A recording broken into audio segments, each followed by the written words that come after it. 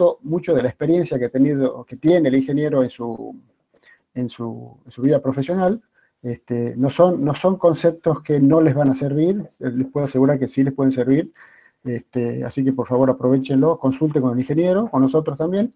Pero son temas muy, muy importantes que hacen una buena aplicación de productos, y eso se va a ver complementado más adelante con la clase que van a tener de dispersión con el ingeniero Pache. También ahí van a ver cómo empiezan digamos, a amalgamarse todos estos conceptos.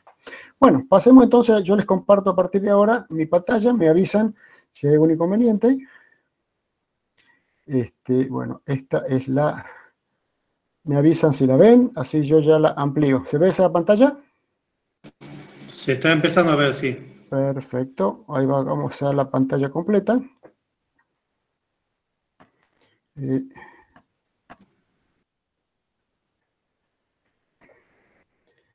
Bueno, vamos a ver la pantalla completa. Ahora.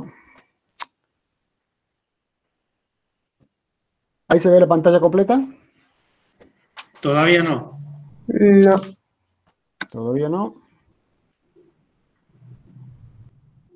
No. Ahora. Tampoco. Yo por lo menos no sé si alguien lo ve completo.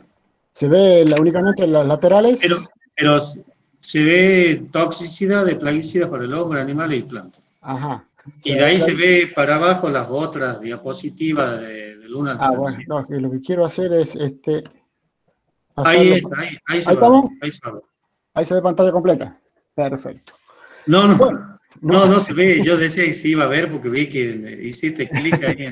Bueno, para que ¿sabe qué? Vamos a hacer una cosa, porque voy a salir, y eso me pasa a veces, salgo de la presentación de esto y volvemos. Ahora vamos a compartir, bien. Vamos de nuevo. Tiene su secreto todo esto. Sí. Producto esto es prueba y error. Así es. Ahí vamos.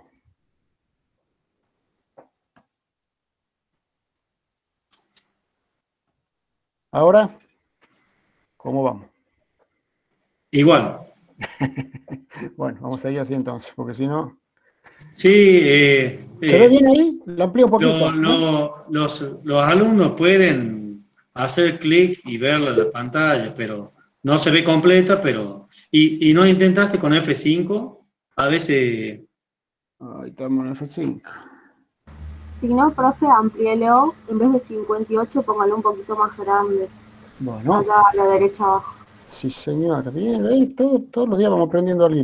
Ustedes díganme qué es lo que van viendo y cómo les gusta. Ahí está. ¿Ahí está bien? Sí, yo creo que si la amplias más, después no se va a ver todo. Ahí. Ahí está bien. Bueno, empecemos entonces con la parte esta de toxicidad de los plaguicidas para el hombre, animales y plantas. Un tema que es bastante vigente, cada día adquiere mayor importancia. ¿Por qué adquiere mayor importancia esto? Fíjense ustedes, este gráfico que están viendo acá, les muestra en el primer gráfico, acá está marcando con el cursor, el número de hectáreas productivas que había en cuanto a millones de hectáreas, cómo va en la década desde el año 1950 hasta el 2000. Fíjense que de 1.400 millones de hectáreas pasamos de 1.400 a 1.450. No ha habido un aumento sustancial en la cantidad de superficie cultivada. Paralelamente, la población mundial, desde el año, utilizando los mismos años, ¿no? 1950, 75 y 2000, ha ido de 2.500 a 6.500 millones, estamos en 7.000 actualmente, y eso significó que, digamos, haciendo una relación entre las hectáreas productivas y el número de personas, en el año 60 teníamos 0,5 hectáreas por persona y actualmente estamos en menos de 0,2, estamos en 0,18 aproximadamente en 2020. ¿Qué quiere decir eso? Aumenta la población, pero el número de hectáreas productivas es el mismo, prácticamente no varía. Entonces ya que tenemos en el gráfico de abajo cómo, digamos, se va saturando, ¿no es cierto?, el planeta con la población. Entonces eso es lo que nos lleva a pensar que necesitamos producir alimentos para todas estas personas, pero la superficie que está disponible es básicamente la misma. Entonces para ello tenemos que hacer un buen uso de agroquímicos, porque actualmente la la producción no se concibe si no es con el uso de agroquímicos, o sea, la producción masiva de alimentos, ¿no es cierto? Por supuesto que hay otras alternativas, pero son en mucha menor escala que la producción normal, podríamos decir. Bueno, ahí dice el aumento de la producción de cereales para el año 2020 está calculado, dice la producción necesaria, lo que está acá abajo, que está acá, ¿no es cierto? Producción necesaria, lo que está en rojo, y que es la producción estimada, lo que está en verde, ¿sí? Más o menos eso es. Entonces hay un déficit de producción que se está viendo ya en el mundo. Entonces, empezamos a hablar entonces, esto era un pantallazo para empezar. Vamos a definir los términos que utilizamos. A mí me gusta bien definir los términos que se van a utilizar en la vida diaria. Hay dos términos que son toxicología y toxicidad. La toxicología, este sufijo logos, quiere decir estudios, ¿no es cierto? Estudio de los tóxicos. Eso, la toxicología es el estudio de los tóxicos. Y la toxicidad es la propiedad que tiene una sustancia de causar algún perjuicio. Por eso son los diferentes términos. Y señores, según este veneno Paracelso, ¿no es cierto?, que es en el siglo XIII-XIV, dijo que nada es veneno y todo es veneno. La diferencia está en la dosis. ¿Qué quiere decir esto? Si nosotros tomamos una aspirina por día, no va a ser ningún problema. 2 aspirinas, 3, 5, 10. Pero si tomamos 100 aspirinas por día, lo que estamos aumentando es la dosis de aspirina, ¿no es cierto? Y seguramente eso nos va a causar algún perjuicio, alguna intoxicación. Por eso este señor dice, dosis facit venenum. La dosis hace al veneno. Y fíjense, el concepto de dosis es algo que ustedes van a trabajar en toda la asignatura. Vamos a trabajar mucho con el concepto de dosis, ¿sí? ¿La dosis qué es? La cantidad de producto necesario para controlar una plaga. Entonces, la dosis hace al veneno. A ver, bajemos un poquito esto. Bajemos un poquito y subamos esto para que se vea mejor. Por eso yo quería... Ayer al profe de otra materia le pasó lo mismo y él salió y volvió a entrar y ahí recién lo puedo poner. Bueno, yo voy a salir del PowerPoint y vuelvo a entrar, ¿le parece? Pero ella dice que salió de la sala, me quiero imaginar eso. Sí, salió de la sala porque salió varias veces del Power y no podía. Ajá. Bueno, lo que pasa es que...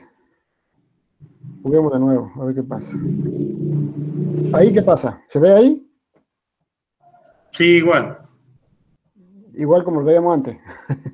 Sí, está minimizado. Claro. Se ve, pero... Bueno. No en pantalla completa. De todos modos, si tienen problemas, lo hacemos. Lo que el profe hizo de ayer era no compartir la pantalla, sino compartir el Power. Porque ahí lo que estaría haciendo es compartir la pantalla. Y, a ver, bueno, a ver, déjame compartir. ¿Qué es lo que tendría que hacer? Me dicen, compartir pantalla. Ah, entiendo. Buscar directamente el archivo. Compartir la pantalla completa, ¿me decís? Por ejemplo, ¿eso? No, usted estaba compartiendo ahora la pantalla. Ventana. El profe lo que hacía era compartir el PowerPoint directamente. ¿Y el PowerPoint cómo se comparte? Creo que ahí donde tiene los 3 puntitos, ahí tiene que elegir. Una ventana. Presentar una ventana. Una ventana. Ah, eso sale me una refería. ventana. Eso en vez de la pantalla. Creo que es el del medio. No, sí, eso es lo que estoy haciendo, compartir una ventana.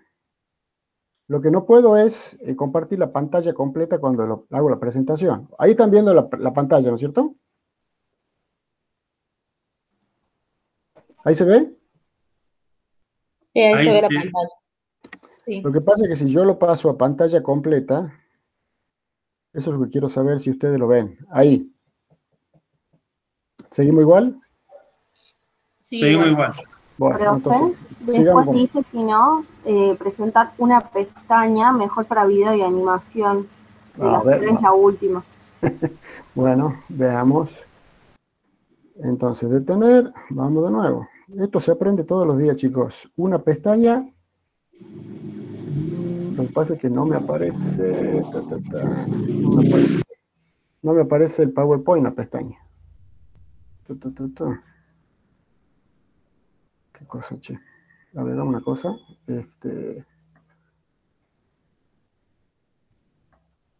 Porque la verdad que lo lindo de esto es que podía hacer una animación. Y no me deja.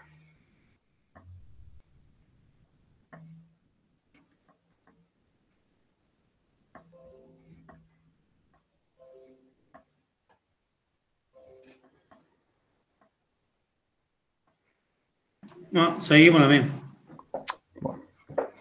Bueno, pero se ve la pantalla, ¿sí? Sí, por eso digo yo, si ellos la fijan a la pantalla que estás compartiendo, si está en computadora se puede ver. Bueno, la parte del show que estaba yo queriendo hacer, no la voy a poder hacer, chicos, lo lamento, van a tener que ver el texto nada más. Bueno, seguimos con esto, porque si no, perder mucho tiempo. Entonces, vamos por parte. En primer renglón, usted dice, el uso de sustancias para controlar plagas, conocido de la antigüedad. ¿Qué es lo que se hacía? Se hacían ritos esotéricos, había fuegos, brujerías, nada de, digamos, todo era en base a creencia y a la sugestión de la gente, ¿no es cierto? Después empezaron a usarse productos derivados del azufre. ¿Por qué? Porque las primeras zonas productoras del mundo estaban cerca de zonas, valga la redundancia, cercanas a volcanes. Entonces se usaba azufre, el cobre, arsénico, mercurio para controlar plagas, ¿no es cierto? Esto fue así, sin grandes cambios, sin mayores cambios, fíjense, hasta más o menos la década de 1940, donde aparecen los insecticidas organoclorados y órganos fosforados de síntesis orgánico. También aparecen en esa época los primeros herbicidas sintéticos para controlar malezas. Estos eran muy buenos para controlar plagas en relación a los plaguicidas que había hasta ese momento, ¿sí? Hacía un cambio muy drástico. A partir de ahí se empiezan a desarrollar gran cantidad de moléculas de herbicidas, insecticidas, fungicidas, etc., lo que tuvo un fuerte impacto sobre los agricultores que empezaron a utilizarlo de manera indiscriminada. No había ningún control para utilizar estos productos. Entonces, ¿qué es lo que ocurre? Este descontrol en el uso de plaguicidas en general llevó a que una persona, esta Rachel Carlson, escribiera un libro que se llamaba Silent Spring, Primavera Silenciosa, donde esta persona hizo una recopilación de todo el daño que estaba causando el uso indiscriminado de los plaguicidas. Fíjese, año 1960, ya hace 60 años se publicó este libro, ¿sí? Y ya había problemas con el uso de los plaguicidas, sobre todo con los efluentes tóxicos, la contaminación de ríos, o sea, lo que se veía a nivel, digamos, que la gente podía ver, la gente común podía ver, qué era lo que estaba pasando con el uso indiscriminado de plaguicidas. Entonces empezó a investigarse todo esto, qué efecto tenían los plaguicidas en los seres vivos, y su extrapolación en los seres humanos a nivel crónico y subcrónico, que es lo que vamos a ver un poquito más adelante. Que esto está relacionado también con el tema que vamos a ver. Bueno, ¿qué es lo que sabemos nosotros básicamente que causan los problemas que causan los plaguicidas? En primer lugar, la aparición de plagas resistentes o enfermedades resistentes a determinadas moléculas debido al uso excesivo de las mismas. Jorge, decime. Te interrumpo porque creo que vos estás ahí arriba donde dice animaciones y si pones clic en donde dice presentación de diapositivas. No, lo que pasa es para editarlo. Capaz y ahí lo intenta con F5. Ahí. Disculpame. Sí, no hay problema. ¿Con F5 acá? Sí. O ahí tocar ya abajo donde está la presentación. Si no, no te interrumpo más. No, si interrumpo usted no hay problema. ¿Vos decís que haga qué cosa, perdón? Ahí podés ya tocar F5 para mí o poner abajo el icono de la SS. Ahí cómo estamos. ¿Igual? No, seguimos igual. Bueno, perdón. No, sigamos. Bueno, lo que les decía, han aparecido nuevas plagas inducidas por el uso de algunos plaguicidas. Y básicamente, ¿qué ocurre acá? Al utilizar plaguicidas de amplio espectro, o sea que controlaban todo, matábamos los enemigos naturales de las plagas, entonces aparecían algunas plagas que estaban normalmente controladas. Por ejemplo, las arañuelas, los ácaros, como consecuencia del uso de los piretroides. Otra problemática muy importante es la contaminación ambiental del suelo, de agua, de las napas freáticas, etcétera. Empezó a aparecerse a observarse acumulación de clorados en tejidos grasos de mamíferos. Esto es algo muy importante, que fue una de las causas de que dejaran de usarse los insecticidas clorados, porque estos insecticidas se acumulan en las grasas de los animales y eso va trasladándose a lo largo de la cadena trófica.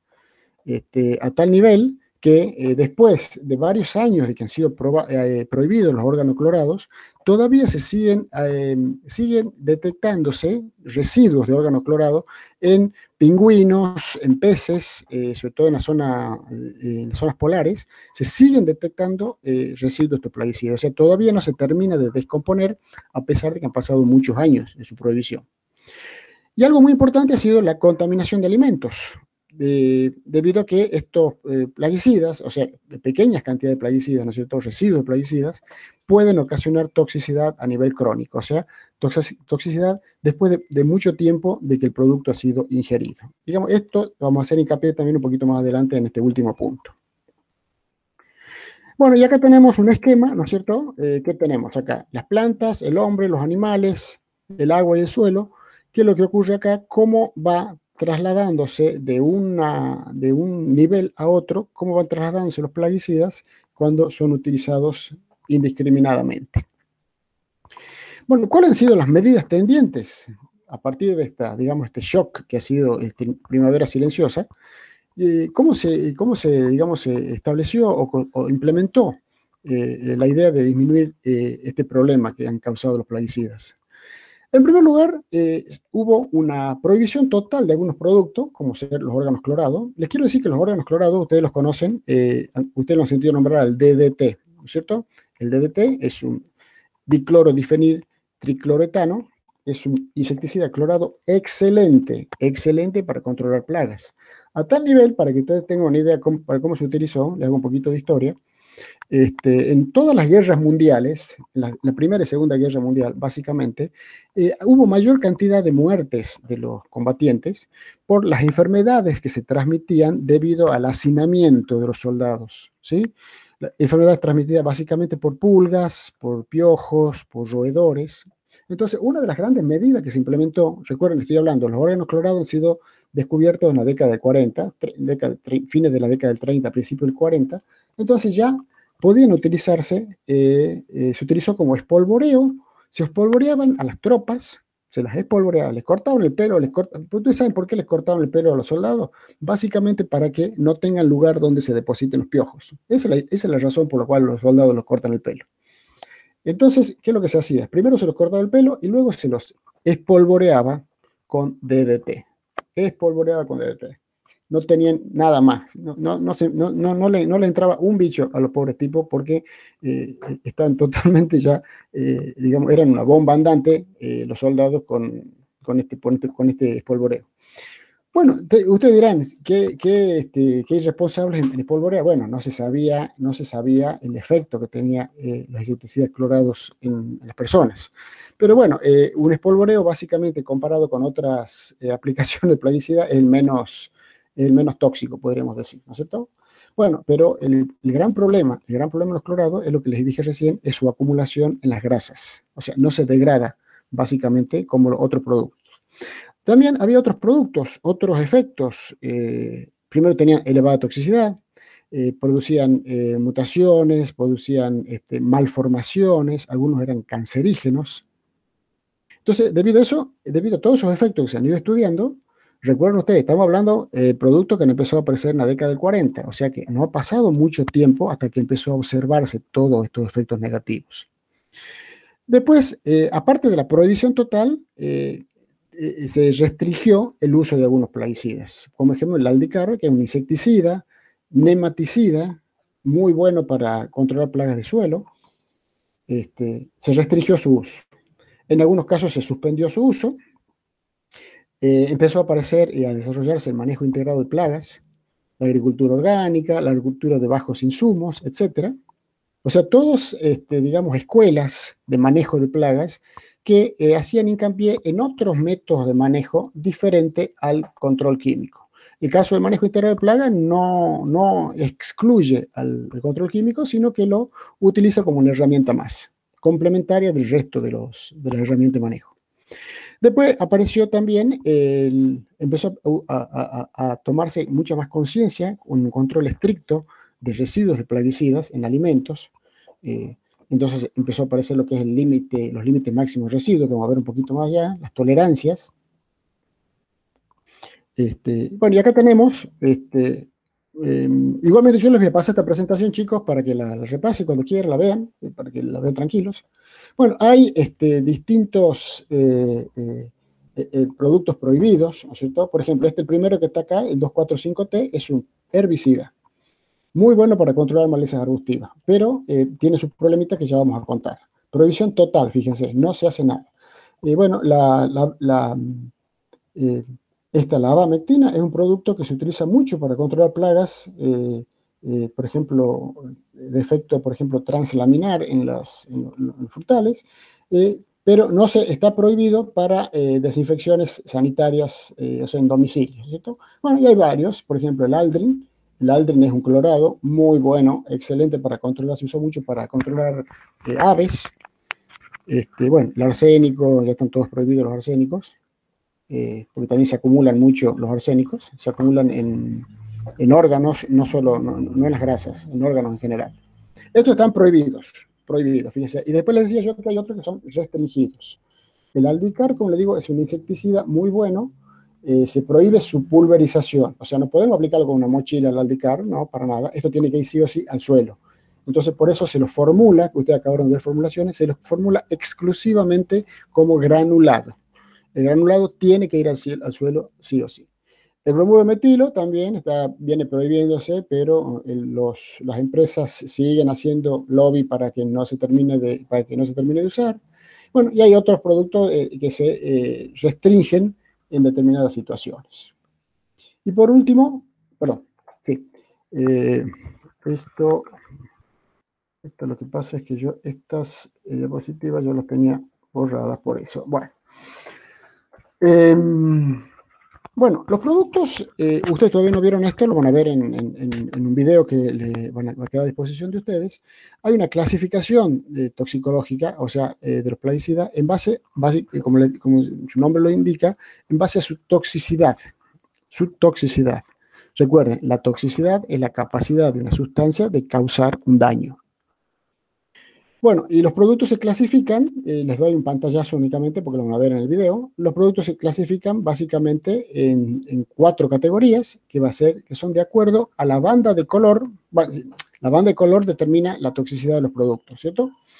Y fíjense que en el cuadrito de acá arriba, la clase 1A, los dividimos los productos, ya sean formulaciones líquidas, que vieron hoy, y sólidas también, ¿sí? Por ejemplo, en la categoría 1A, que es la roja, y 1B, 1A y 1B, lo que están acá, son productos, fíjense, la DL50 es muy baja. O sea, con muy poca cantidad de productos, yo puedo causar una intoxicación. Esto está referido a intoxicaciones en animales de estudio, en ratas de laboratorio. No está referido al hombre, pero es lo que nos da una idea, ¿no es cierto? O sea, una DL50 muy baja, categoría 1 o 2, 1A o 1B, tanto en líquidos como en sólidos, nos indica que el producto es extremadamente tóxico o muy tóxico.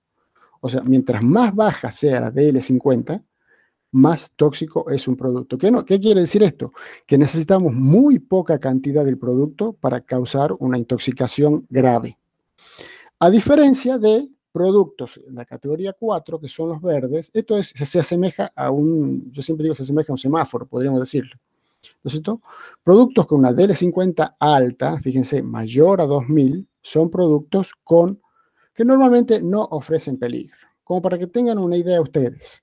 Productos de banda roja generalmente son insecticidas. Productos de banda verde pueden ser herbicidas o fungicidas. Y en el medio están el resto, ¿sí?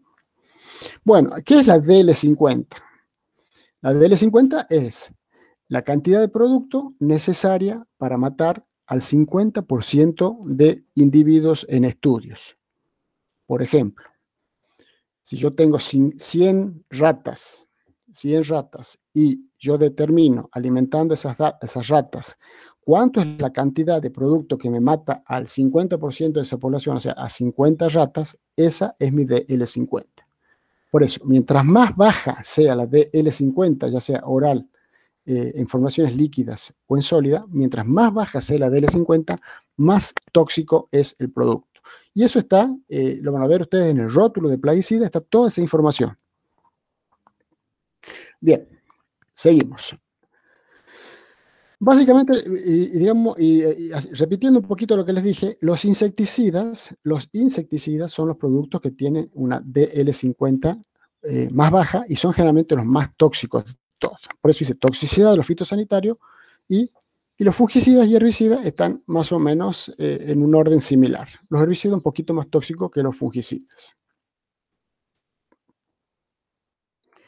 Bien, entonces, ya vimos qué consecuencias llevaron a que hubiera mucho problema con el tema de los plaguicidas. Entonces, se empezó a estudiar cómo disminuir esa peligrosidad de los productos. Y hay una serie hay tres, digamos, conceptos que se han estudiado y que han llevado a hacer productos más seguros. En primer lugar, y que son bajas dosis, baja toxicidad y bajo impacto ambiental.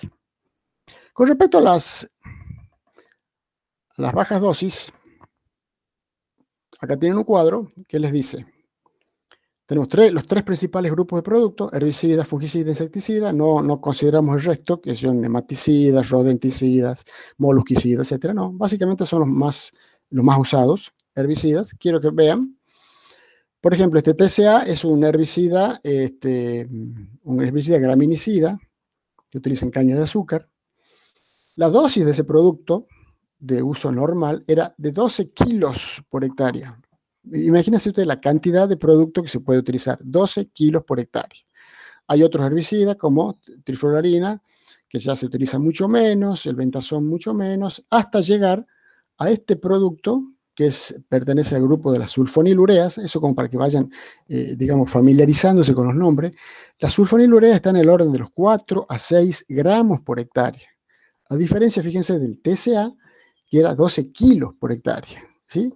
O sea, bajó muchísimo la dosis del producto. Entonces, el manipuleo de esos productos, imagínense 12 kilos por hectárea, calculen ustedes, para pulverizar 100 hectáreas, se hacen 12 kilos por hectárea, ¿cuántos serían? 1.200 kilos que tendrían que utilizar en 100 hectáreas. 1.200 kilos. Acá serían 4 gramos por 100, 400 gramos para 100 hectáreas.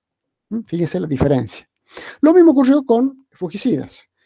Bueno, el mancozeb es un fungicida muy bueno que sigue utilizándose, pero también las dosis de producto son muy altas, casi 5 kilos por hectárea. Esos productos son fungicidas. Y se llegó a productos como el fenarimol, que se utiliza 72 gramos por hectárea. Entonces ya bajamos muchísimo la cantidad de producto. El DDT que yo les nombré al principio, un clorado, 200 gramos por hectárea, Paratión 200, la cipermetrina, que son piretroides, insecticidas piretroides, están en el orden de los 3 a 50 gramos por hectárea. O sea, fíjese cómo hemos bajado 12 kilos a 4 gramos, de casi 5 kilos a 72 gramos, de 200 gramos a 3 a 50 gramos. O sea, un buen avance. Con respecto a los productos de bajo perfil toxicológico, o sea, recuerden, la DL50, mientras más baja era una DL50, más tóxico es el producto. Entonces, hemos partido de un paratión, excelente producto, un fosforado, insecticida fosforado muy bueno, tenía una DL50 de 2, o sea, extremadamente tóxico, muy tóxico. El clorpirifos es un insecticida que se utilizó muchísimo tiempo, ya está prohibido, ya está bastante restringido su uso. 135 gramos, y fíjense ustedes, la cipermetrina, que es un piretroide muy utilizado en cultivos de granos, está en el orden dependiendo del tipo de piretrina, está en el orden de los 250 a 4000. Cuando ya un producto tiene más de 2000 de DL50, más de 2000 hacia nivel general, ya podemos decir que es un producto bastante seguro. Y por último, el Bacillus thuringiensis, que es un insecticida biológico, es considerado no tóxico. Entonces, Directan se puede utilizar con básicamente muy pocas precauciones. Pero los piretroides también están en el orden en productos muy seguros. Pero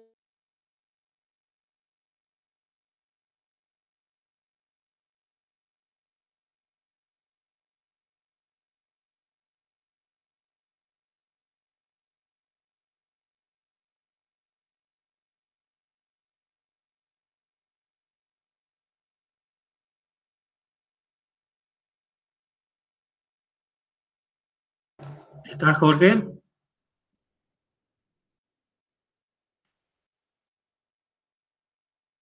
¿Me escuchan, chicos? ¿O se cortó para todos? Se cortó, pero no sé, Jorge sale como que sigue haciendo presentación, pero se cortó. Ya lo llamo. Esperamos por ahí un segundito.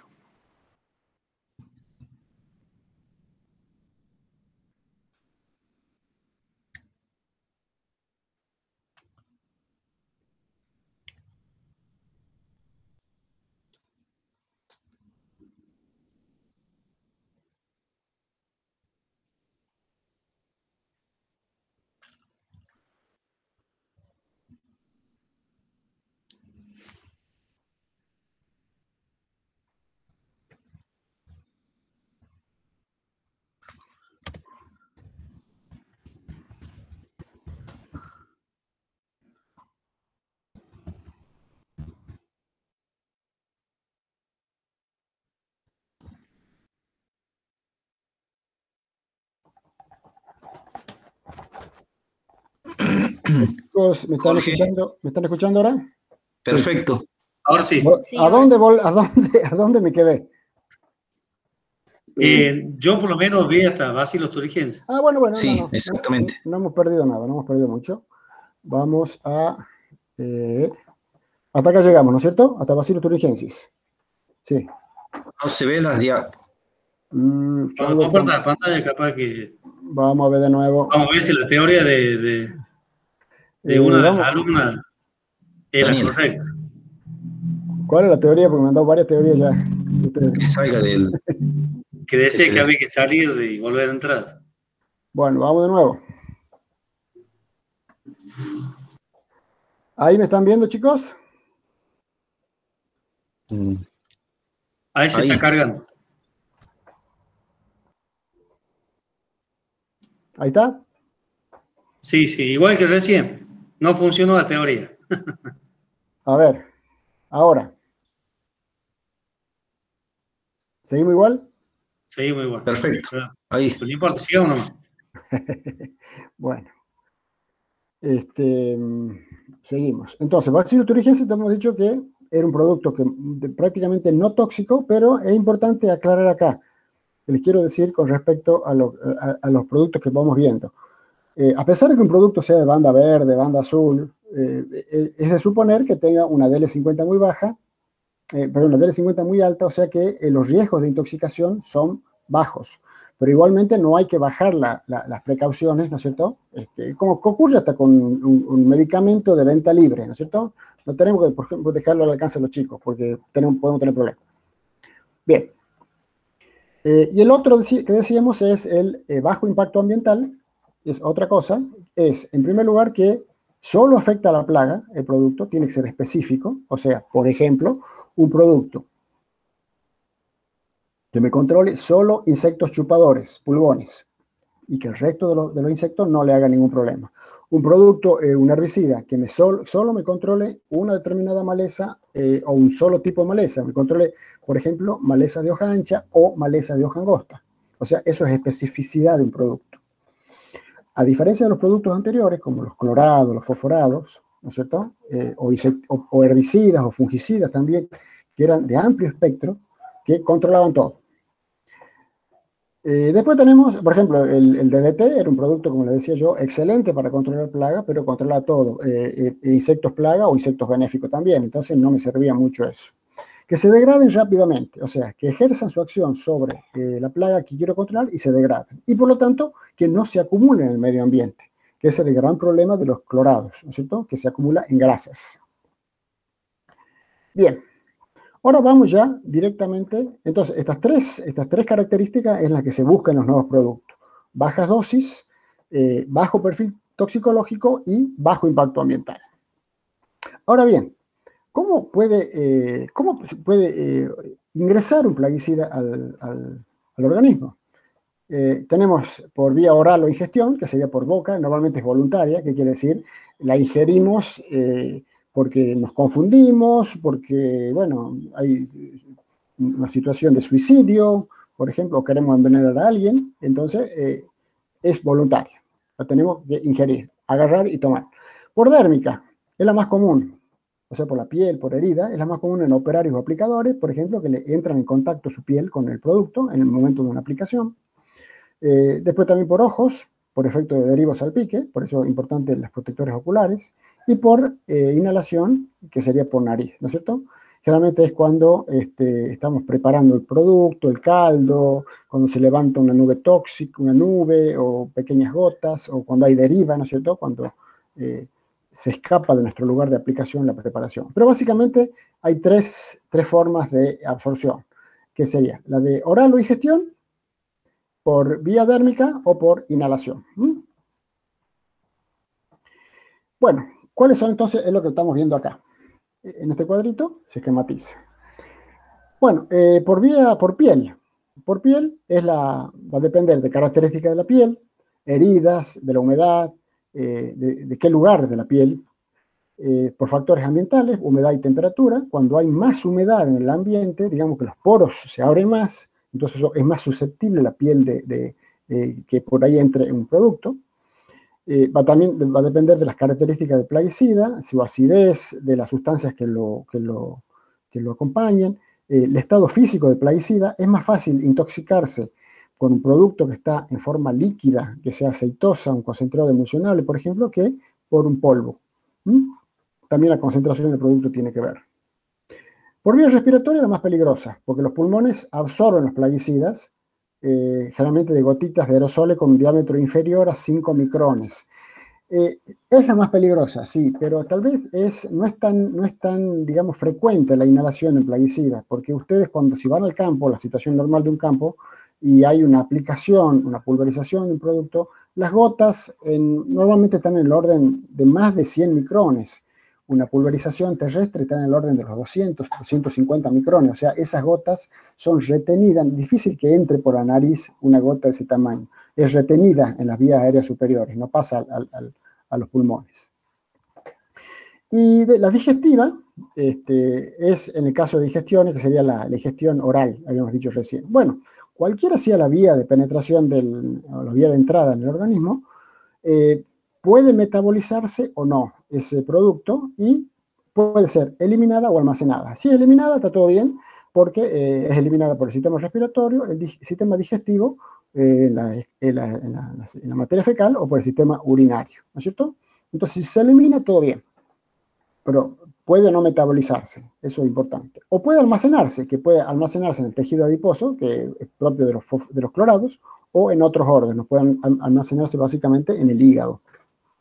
Esa es la forma, eso es lo que le puede ocurrir al producto. Bueno, ¿cuáles son las áreas de cuerpo que absorben plaguicida? Ustedes conocen esta gráfica. Este se llama el hombre de Vitruvio. El hombre de Vitruvio, esto ha sido creado por Leonardo da Vinci. Bueno, es el hombre que dice las proporciones que tiene que tener un hombre con un cuerpo perfecto. Bueno, creo que ninguno lo cumplimos. Pero básicamente está hecho para que veamos cuáles son las áreas del cuerpo que absorben mayor cantidad de plaguicidas. Bueno, la cabeza el 32%. Nosotros siempre pensamos que las áreas que más podrían absorber plaguicidas, se nos ocurre que son los brazos, ¿no es cierto? La cara, las manos, pero fíjense, la cara el 38%, las orejas, fíjense, ¿por qué las orejas? Porque las orejas tienen una gran cantidad de vasos sanguíneos. Los brazos el 28%, el abdomen el 18%, fíjense, las manos un 12% bajo. Lo que sí tiene alta absorción de plaguicidas es la zona ventral, el bajo vientre, 100%. ¿Por qué? Bueno, es la zona que tiene mayor cantidad de vasos sanguíneos. Mayor cantidad, ahí está el sistema reproductor, entonces tiene que tener muchísima cantidad de vasos sanguíneos, el 100%. y los pies el 13%. O sea, los pies, las manos, fíjense que están más o menos en los que nosotros podríamos considerar con alta absorción, son los que menos absorción tienen. Entonces, el bajo vientre y las orejas son, la cara, cabeza, son los que tienen mayor cantidad o posibilidad de absorber plaguicidas. Bien.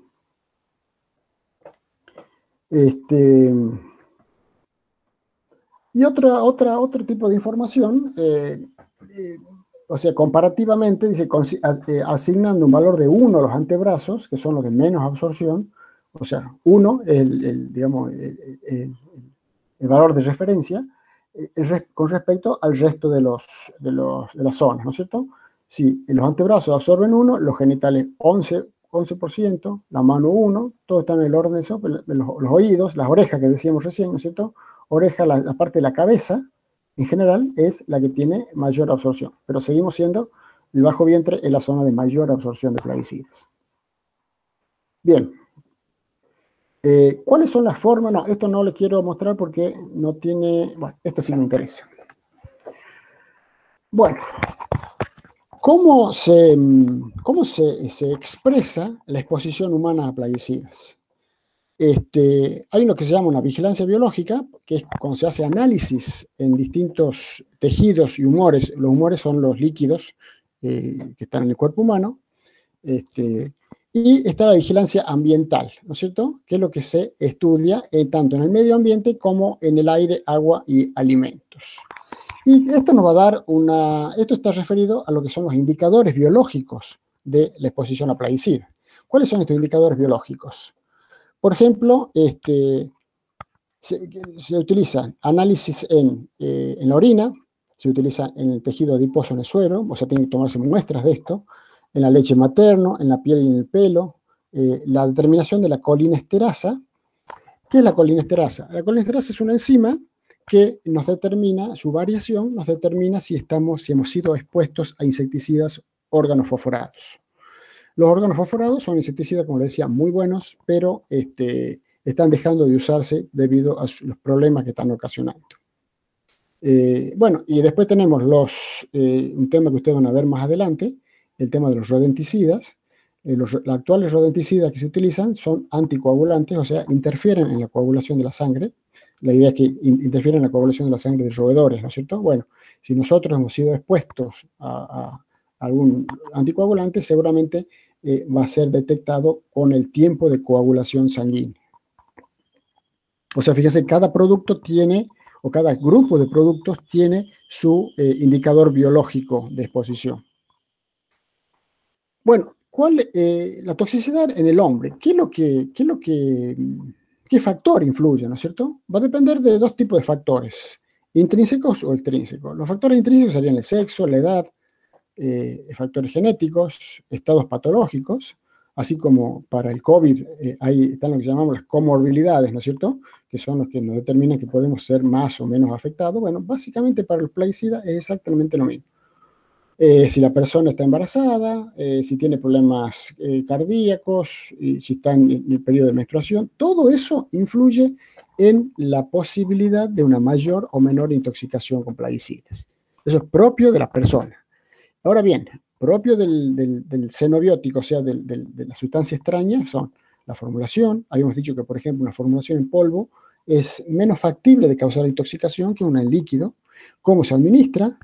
Oral, dermal, por inhalación, cuánto tiempo ha estado expuesto la persona, qué interacciones que puede haber con otros productos. Bueno, y otras cosas, siempre se recomienda no comer, no beber, no tomar cuando estemos haciendo la aplicación de un producto, las condiciones climáticas, el ruido, aunque no parezca, el ruido también nos predispone o no a intoxicaciones.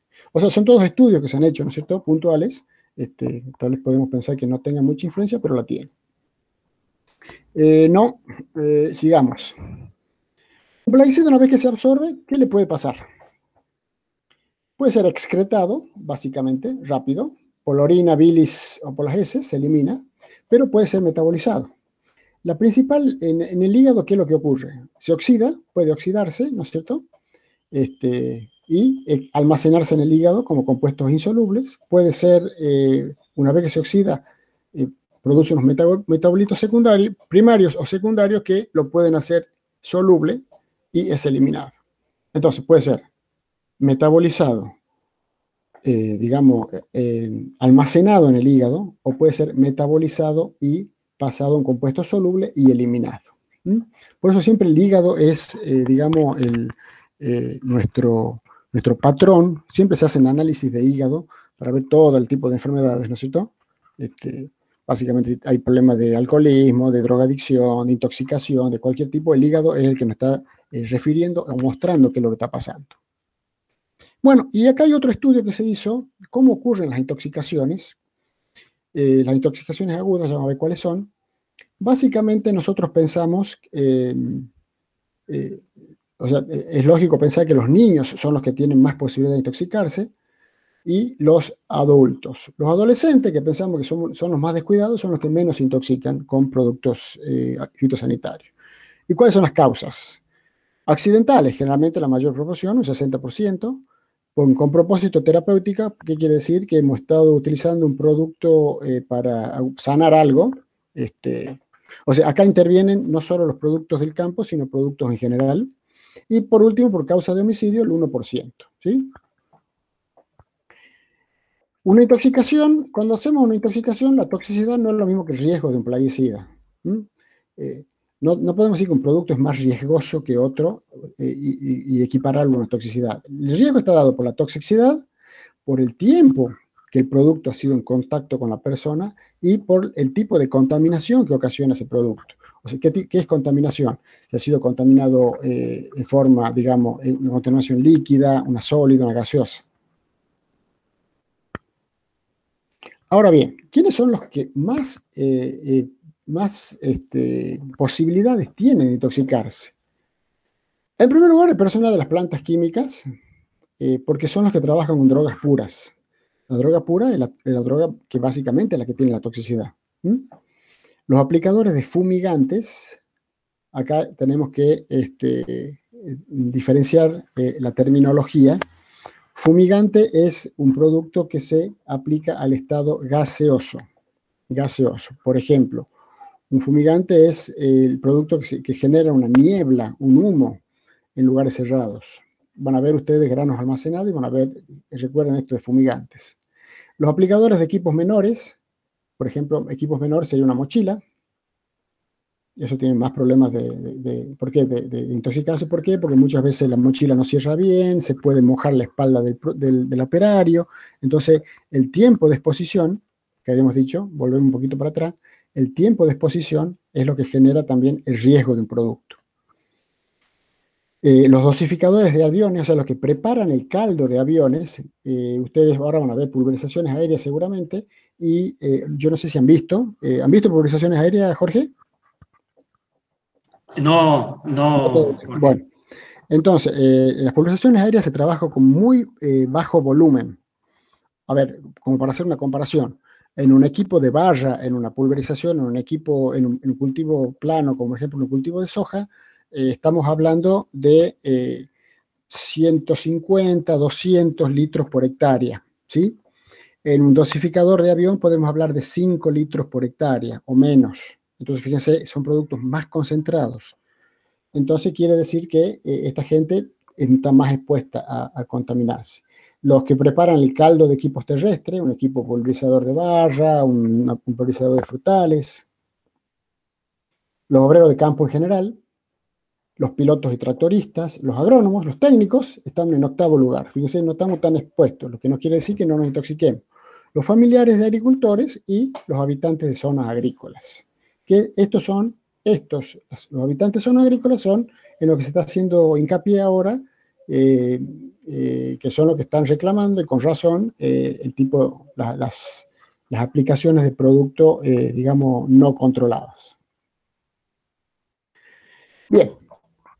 Ahora bien, habíamos diferenciado al principio dos conceptos que eran la toxicidad y la toxicología, ¿no es cierto? La toxicidad es la capacidad de un producto de causar un daño, un perjuicio. Y esta toxicidad se puede manifestar dentro de las 24 a 48 horas de exposición al tóxico, ya sea porque te has llegado a la piel, porque lo has inhalado o porque lo has ingerido, Esa sería una toxicidad aguda. Se manifiestan los síntomas entre las 24 y las 48 horas. Después tenemos la subaguda a las 4 semanas, la subcrónica a los 3 meses y la crónica más de 12 meses. O sea, si después de más de 12 meses de exposición al tóxico, puedo manifestar síntomas.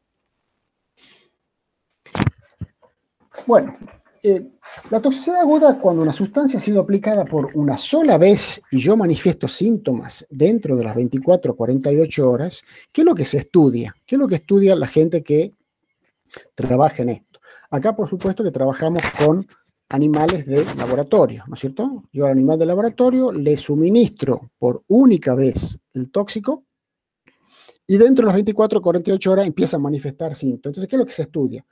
El cuadro clínico de la intoxicación, o sea, el comportamiento del individuo, cuándo empiezan a aparecer los síntomas, cuánto duran, cuánto es la cantidad que no provoca, o sea, la cantidad inmediatamente inferior a la que provoca la muerte, cómo va aumentando, a medida que voy aumentando la dosis, qué efecto voy teniendo y qué alteraciones de los órganos se determinan. O sea, en un laboratorio, ¿qué es lo que se hace? A las 24 o 48 horas se sacrifica el animal y se observa qué alteraciones están manifestando los órganos. Después, cuando una sustancia es administrada varias veces, en la aguda, recuerden, se administra una sola vez, una sustancia administrada varias veces puede manifestar síntomas a las 4 semanas, a los 3 meses o a los 12 meses o más. Acá se hacen estudios especiales. Después de un año de suministro de tóxicos se hacen estudios especiales. ¿Cuáles son esos estudios especiales?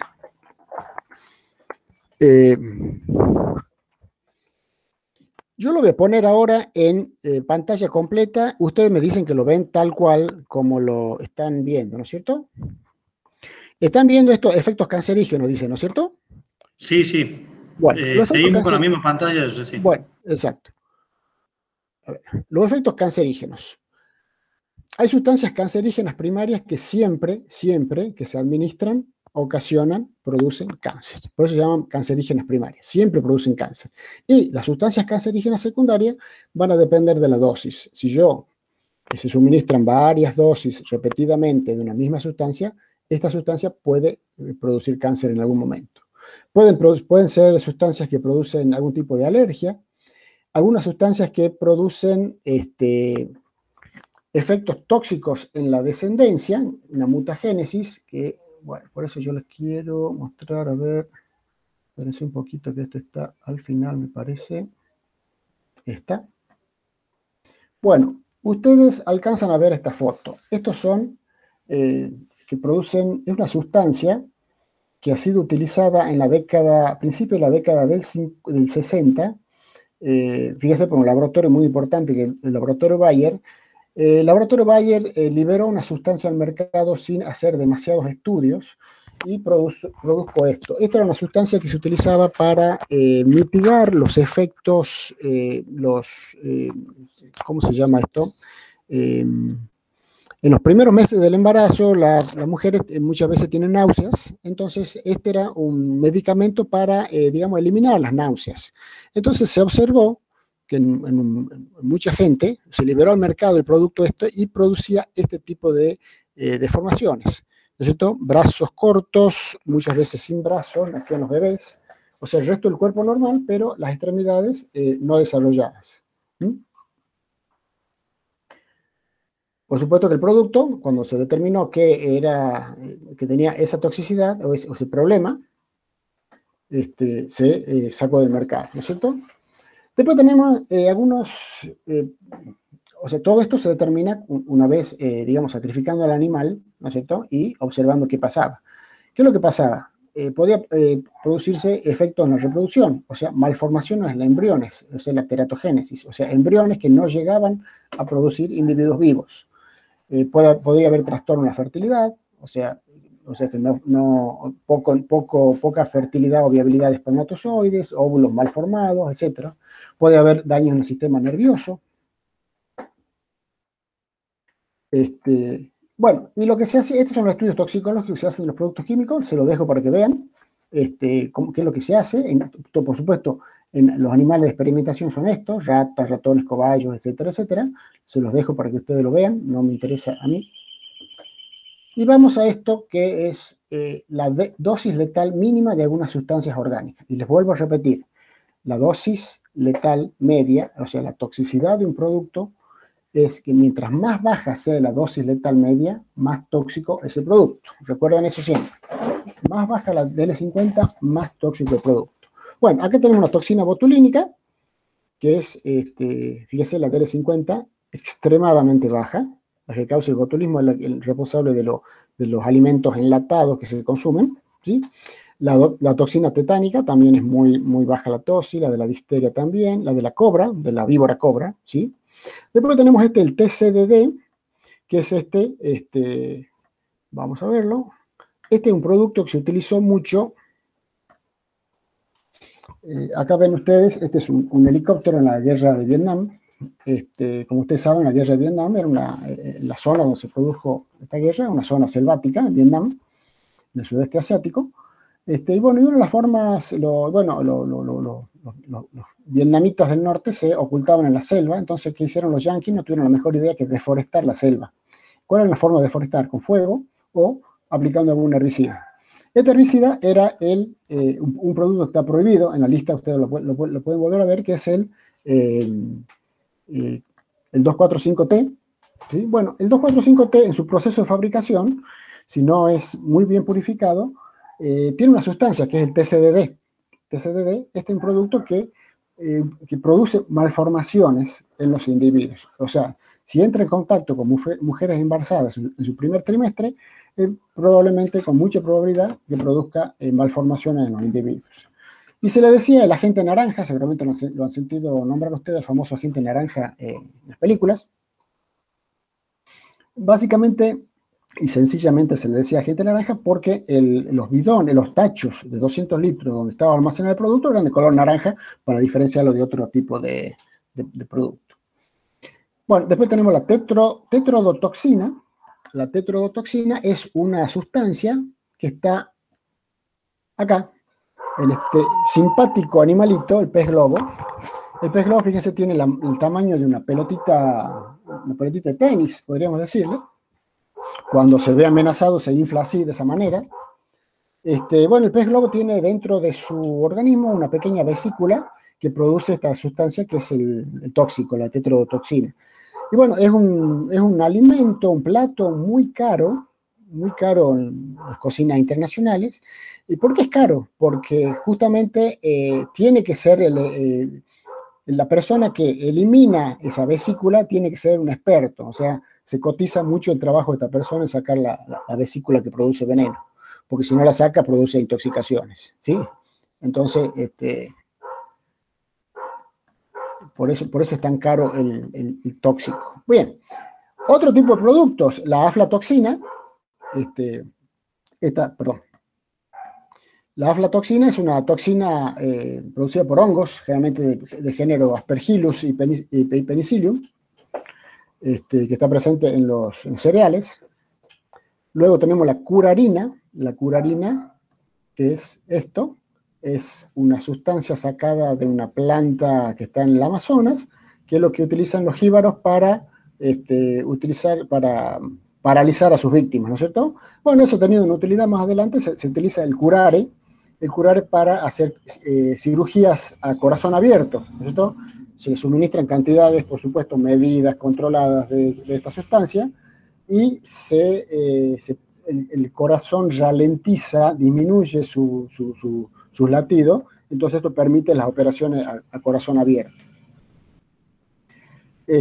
Luego tenemos la estricnina. ¿Qué es la estricnina? La estricnina es sacada de una planta, que es la nuez vómica, que crece en Asia, en el sudeste asiático. Bueno, es también, ustedes han sentido seguramente hablar de intoxicaciones o envenenamiento con estricnina. Perdón. Bueno, si alcanzan a ver esto, cuando alguien envenena o ingiere estricnina, los principales síntomas de envenenamiento aparecen a los 15 o 60 minutos. Ustedes seguramente recuerdan en los diarios hace unos años una mujer que envenenaba a sus amigos, la famosa Gilla Murano. No sé si la han sentido nombrar. ¿La recuerdan, chicos? ¿La han sentido nombrar? Esa mujer le pedía prestada plata a sus amigas y cuando le empezaban a cobrar, las invitaba a tomar el té y le convidaba masitas con estricnina. Entonces así se liberaba del acreedor. ¿Cómo es la intoxicación? Dice que aparece a los 15-60 minutos. Las personas presentan los siguientes síntomas, empiezan a agitarse, tienen así temor o miedo, se asustan mucho con ruidos, están inquietos, ansiosos, hay espasmos musculares. Lo más terrible de esto es que empieza a arquearse el cuello y la espalda, los brazos se ponen rígidos, lo mismo que las piernas, las mandíbulas también. Bueno, todo esto, esto no tiene antídoto. Hay un antídoto, perdón, pero tiene que ser ingerido dentro de la hora de administrado el tóxico. Y lo peor de todo es que la persona está consciente totalmente de los síntomas que le están ocurriendo. Así que no se descompone ni nada por el estilo. Bueno, esto es a título informativo nada más, no es que les quería dar más. Bueno, y esto sí es importante porque ustedes tengan en cuenta cuando piensen o tengan la idea de que alguien puede estar intoxicándose con plaguicida. Hay dos tipos de síntomas, que son los que llamamos muscarínicos y nicotínicos, ¿sí? Los muscarínicos se llaman así, son salivación, lagrimeo, diarrea incontrolable, secreción bronquial, es como si estuvieran así enfermos, náuseas, vómitos, bradicardia. ¿Qué es la bradicardia? La bradicardia es cuando disminuye el ritmo cardíaco, a diferencia de la taquicardia. Sudoración, dolor abdominal y contracción de pupilas. Esto es síntomas muscarínicos. Esto está asociado a un determinado grupo de plaguicidas. Y no interesa ahora cuáles son, porque ustedes cuando vean estos síntomas, el tipo se está intoxicando, al médico corriendo. Y los nicotínicos son distintos, fíjense, fatiga muscular, tembrones, fasciculación, es como si tuvieran ustedes, como si tuvieran gusanos en la piel, como que los gusanos les circularan por debajo de la piel, eso se llama fasciculaciones. Se ponen pálidos, hay parálisis muscular, respiratoria, y a diferencia del otro, fíjense que en el anterior teníamos bradicardia, acá tenemos taquicardia, o sea, aceleración, aumento del ritmo cardíaco, aumenta la tensión, tensión sanguínea, y hay hiperglucemia, o sea, se aumenta el contenido de azúcar en la sangre. Esos son los síntomas que ustedes, entonces, esto les da una idea a ustedes que hay una intoxicación por plaguicidas. Es importante que ustedes recuerden los síntomas porque eso es lo que tienen que decirle al médico, o sea, el médico también lo va a notar, pero ustedes ya le pueden ir adelantando cuál es el síntoma que tienen. Bueno, los clorados no nos interesa porque ya esto estoy pasando porque esto no se tendría que ver. Bien. ¿Cómo podemos, por más que tengamos el producto tóxico, esta toxicidad se puede modificar de alguna forma? ¿Cómo se puede modificar esta toxicidad? Primero, por la cantidad, por la pureza que pueda tener el producto ese. Hay muchos productos, sobre todo los piretroides, que tienen isómeros en su composición, entonces si hay mucha cantidad de un isómero u otro, el mismo producto puede tener distinta capacidad de producir toxicidad. Las mezclas de productos también, podemos mezclar insecticidas de distintas toxicidades, entonces el efecto puede ser mayor. Y también las condiciones ambientales afectan la toxicidad. ¿Cierto? El aumento de la temperatura y de la humedad hace generalmente que el producto sea más tóxico. O sea, el mismo producto con distintas condiciones de temperatura y humedad puede volverse más tóxico. La formulación, ya algo dijimos de la formulación. Un producto al estado de polvo causa menos intoxicaciones que un producto como concentrado emulsionable. El concentrado emulsionable tiene en su formulación sustancias oleosas, solventes, que facilitan la penetración en la piel. En cambio, un polvo directamente se lo sacuden y disminuye el riesgo de intoxicación. El tipo de dispersión. Las dispersiones aéreas son mucho más causantes de intoxicaciones que las dispersiones terrestres. Las condiciones ambientales están relacionadas con esto que dijimos acá. Más aumento de humedad y temperatura son preponderantes para causar intoxicación. Y en el caso de los animales superiores y la fauna útil, también se determina de distinta manera. En el caso de las aves, los animales de estudios son estos que tienen acá, básicamente son las codornices. En esos animales se les suministra el tóxico, ya sea en forma oral, en forma dermal, por inhalación, incluso en forma intravenosa se suministra el tóxico, y de esa manera se determina la DL50. En peces se utiliza la trucha, y en el peces ya no se trabaja con dosis letal, sino concentración letal media. ¿Por qué? Una trucha ustedes no la pueden, digamos, criar si no es en el agua. Entonces lo que se hace es, en volúmenes conocidos de agua, por ejemplo, en un recipiente donde está criándose la trucha, se va agregando cantidades crecientes del tóxico hasta que muere el 50% de la población. Y por último, en abejas, animales útiles, fauna útil, la DL50 se determina en microgramos de tóxico por gramo de abeja. Los otros animales son miligramos de tóxico por kilo de animal. Acá son microgramos por gramos de abeja, porque imagínense ustedes, 1 kilo de abejas, ¿cuántos millones de abejas pueden ser? Y no estamos en condiciones de sacrificar abejas, ¿sí? Entonces, estos son los animales que se estudian. Básicamente, el animal, ¿cuál es la característica que tiene que tener? Tiene que ser animales fáciles de criar, ¿no es cierto? Fácil de criar, que sean con varias generaciones por año. Por ejemplo, una codorniz, en el caso de aves, que son específicamente para toxicidades, bueno, las codornices tienen muchas generaciones por año. Cuando hablamos de animales superiores, utilizamos los roedores, cobayos, ratas, conejos, cerdos en algunos casos. Bueno, las truchas acá y las abejas. Bueno, pasemos a la segunda parte de la clase. En esta clase vamos a ver el efecto que tienen los plaguicidas en los alimentos. En primer lugar, bueno, acá está esquematizado una pulverizadora, ¿no es cierto? Una pulverizadora, una vez que realiza la aplicación, se evapora básicamente el 16%, en el suelo llega el 14%, y en la planta, donde yo estoy aplicando, un 70%. Entonces, fíjese, un 30% de la aplicación se pierde. En términos generales, ¿no es cierto? Por supuesto que hay equipos aplicadores que son mucho más eficientes y otros que son mucho menos eficientes.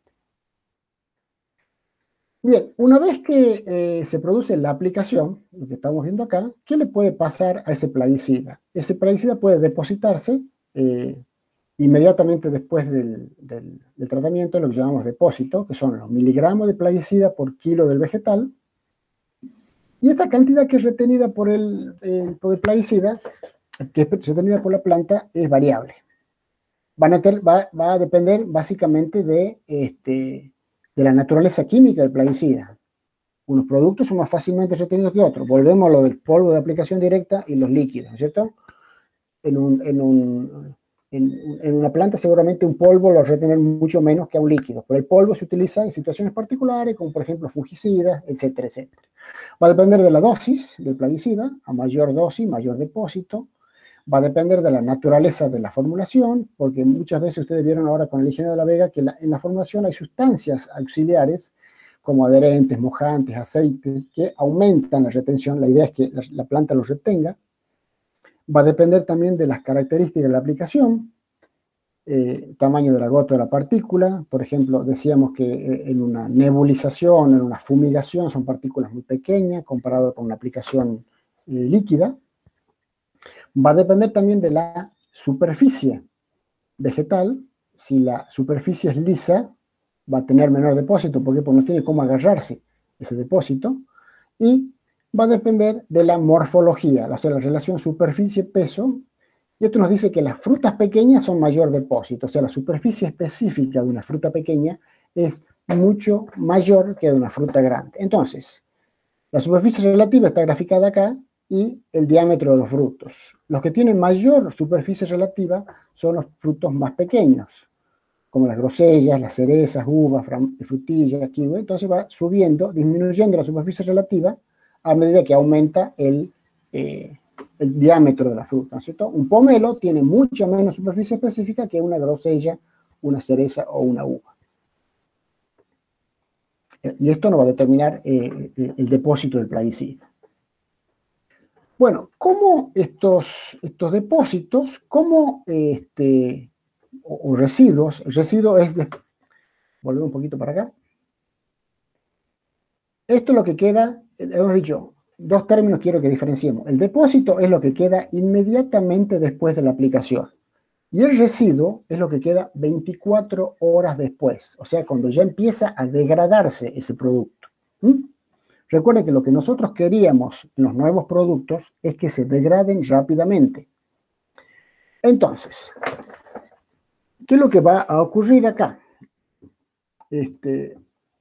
Básicamente hay muchos factores intervenientes en la degradación del residuo, ¿no es cierto? La velocidad de desarrollo de la degradación, qué tipo de molécula es, cómo es la formulación, el sustrato vegetal, etc. Los factores ambientales intervienen mucho también. Pero básicamente la que mayor importancia tiene es la degradación química del producto. Entonces, como decíamos, una de las características que tienen que tener los nuevos productos es que se degraden rápidamente. Entonces, acá tenemos la evolución de las cantidades de residuos sobre un órgano vegetal en función del tiempo tras la aplicación de un tratamiento. Nosotros partimos de una concentración inicial que llegó, supongamos, a una hoja. Esa cantidad inicial de depósito va a ir degradándose con el tiempo dependiendo de la naturaleza de la superficie de la hoja, de factores ambientales, puede haber una degradación química, hemos dicho, pero esa concentración inicial va a llegar a un punto en que alcance el 50% de su valor inicial. Bueno, cuando la concentración alcanza al 50% de su valor inicial, estamos hablando de la vida residual media, que es el tiempo en días que la cantidad de residuo tarda en llegar a un valor correspondiente a la mitad de la cantidad inicial o depósito, ¿no es cierto? Y es lo que se denomina con las siglas BR50 o vida residual media del producto. Vida residual media, o sea, es el tiempo en días en que un depósito alcanza el 50% de su concentración inicial. Acá tiene mucho que ver, acá intervienen otras consideraciones, como por ejemplo la residualidad de un producto. Hay productos que yo quiero que sean muy poco residuales, o sea, que actúen y se descompongan, y hay otros productos, básicamente los fungicidas, donde yo quiero que la residualidad de ese producto sea mucho mayor, o sea, que se mantenga en el tiempo, o sea, que esta curva, en vez de tener esta caída tan abrupta, esta pendiente tan abrupta, por ejemplo, que haga esta cosa, no sé si alcanzan a seguir el cursor, que siga mucho más horizontal al principio, ¿no es cierto? Que demore en alcanzar su vida residual media más tiempo. O sea, por eso digo, entran otros factores. Bien. Esto sería en cuanto a los residuos. Y entramos a esta parte que es muy importante. Entonces hemos visto toda la toxicología de los plaguicidas, cómo un producto puede ser más o menos tóxico, cómo se degradan, qué características tienen que tener los nuevos productos, cuáles son los síntomas de intoxicaciones. La toxicología de plaguicidas es una disciplina dentro de lo que es la sanidad vegetal. Es toda una disciplina, gente que se dedica específicamente a eso. Nosotros lo hemos visto en una hora y media más o menos, hemos visto esto, pero como les digo, esto es toda una disciplina. Y hay algo muy importante que es lo que está pasando.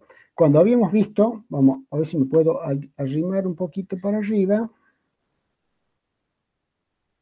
Una de las problemáticas causadas por el uso de plaguicidas, decíamos que esto que está acá abajo, la contaminación de alimentos. Los residuos de plaguicidas en alimentos pueden ocasionar toxicidad a nivel crónico. Ya hemos visto que es una toxicidad aguda, ¿no es cierto?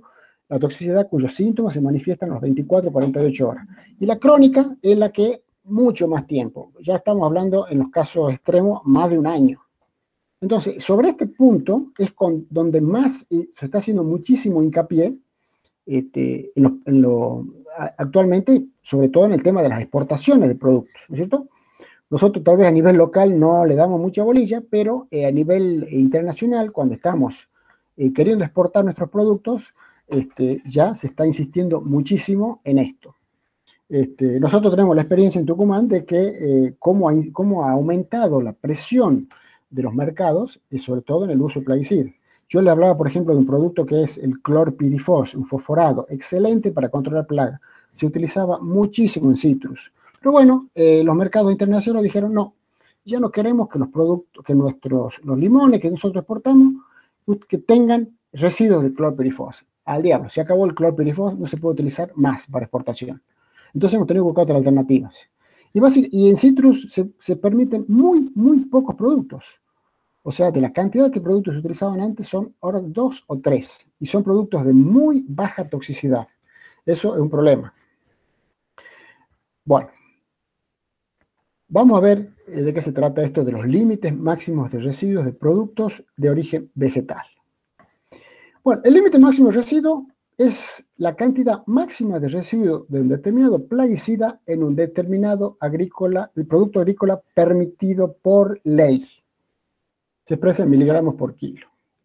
Y una cosa muy importante es que este es un concepto legal. No me indica que un producto sea más o menos tóxico, ¿sí? Es un concepto legal. Cada país establece cuáles son los productos que no quieren tener en sus alimentos. Y entonces algunos países tienen tienen listas de diversos plaguicidas en distintos productos agrícolas, ¿sí? Por ejemplo, me dice los productos de Europa, nos dicen, por ejemplo, las nueces que exporta Catamarca, no tiene que tener nada de este listado de productos. Y bueno, el productor de nuez va a tener que adecuarse a ese listado si quiere exportar. Ahí no podemos hacer los pícaros y esquivarle, no, porque ellos tienen medidas de control muy estrictas. Esto se inició en los años 60 y 70. Fíjense que la década de 60, digamos que ha sido un clic en muchos aspectos, en la parte plaguicida. O sea, a partir del libro que les decíamos, Primavera Silenciosa, ahí se empezaron a hacer estudios más importantes y a darle más importancia a todo esto. Bueno, en España la primera lista fue realizada en el año 79. Bueno, ¿cuáles son los criterios para fijar los límites máximos de residuos? Son básicamente dos, uno toxicológico y otro agronómico. El toxicológico dice que ingerir diariamente un residuo de plaguicida a lo largo de toda una vida no me debe provocar efectos adversos en la salud de los consumidores, ¿sí? Ya le voy a mostrar, a ver si vamos un poquito más atrás, acá, no lo tengo acá, déjenme que les vea, no se preocupen porque no todos los diapositivos les muestro, chicos. Bueno, acá alcanzan a ver, espérense que voy a ver si lo puedo subir un poquito más a esto. Bueno, por ejemplo, fíjense, acá tenemos un herbicida. ¿Alcanzan a ver todo por esta lista, Jorge? Sí. De todos modos, ese listadito creo que lo tengo. La resolución. Sí, esto es SENASA. Es la resolución del SENASA. Sí.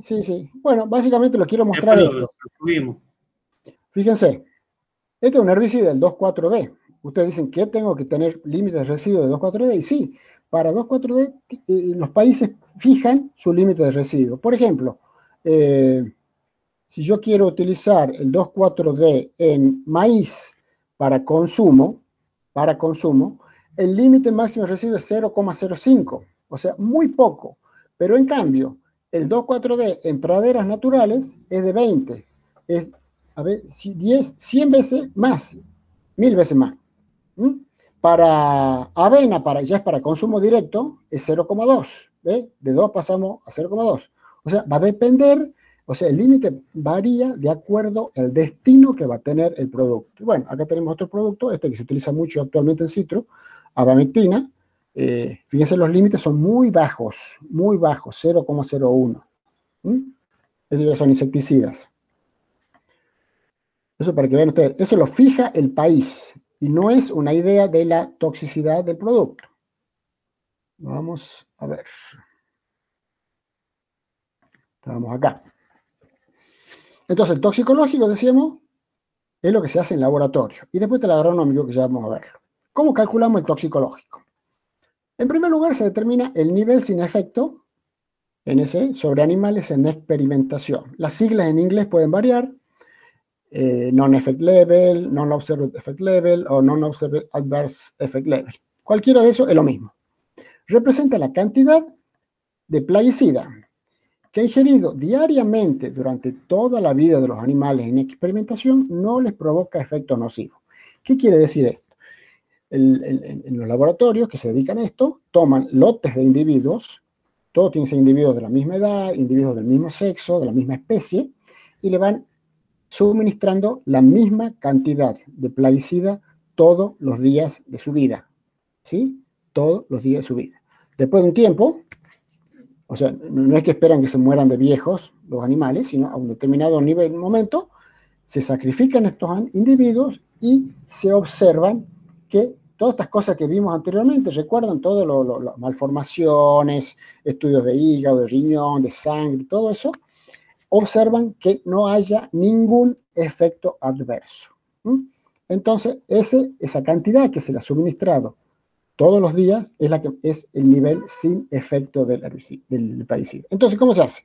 Alimentamos 2 años ratas y perros, ¿no es cierto?, con diferentes dosis, se los sigue y se ve qué comportamiento o qué diferencia de comportamiento van teniendo, se hace análisis de sangre, estudio de tumores, exactamente, y se averigua la dosis más alta que no tiene efecto. Esto es nivel sin efecto. Entonces, ¿cómo se expresa? Miligramos de plaguicida por kilo de peso del animal y por día. O sea, ¿cuántos miligramos le he dado día por día al animal para que no me cause efecto? Eso es lo primero, nivel sin efecto. ¿Está claro? Luego de ello, como no podemos hacerlo con personas, estos estudios, se extrapola el nivel sin efecto a la especie humana. Entonces, dividimos el nivel sin efecto de la especie más sensible, por ejemplo, un cobayo, en 100, puede ser también 500 o 1000. Estos 100, 500 o 1000 es un coeficiente de seguridad. Y dice, se puede también trabajar, este 100 viene de multiplicar 10 por 10. ¿Y de dónde viene ese 10 por 10? 10 es para pasar de la especie animal al hombre, que se llama variabilidad interespecífica. Y hay otro coeficiente, por eso lo multiplico primero por 10 y después por 10 para obtener el 100, para tener en cuenta las variaciones de sensibilidades individuales en el ser humano. O sea, si en una rata me ha dado el nivel sin efecto igual a 2, por ejemplo, para dar un valor, lo divido en 100, o sea, 0,02. En algunos casos lo dividen en 1000, 0,0002. O sea, para extrapolarlo a la especie humana. Entonces, con esto, al dividirlo en 10, en 100 o en 1000 o en 500, obtengo la ingesta diaria admisible, IDA, también llamada así, en inglés, Acceptable Daily Intake, que es miligramo de plaguicida por kilo, por hombre y por día. Recuerden cómo hemos dicho lo anterior. Habíamos dicho que era miligramo de plaguicida, ay Dios, ya me fui.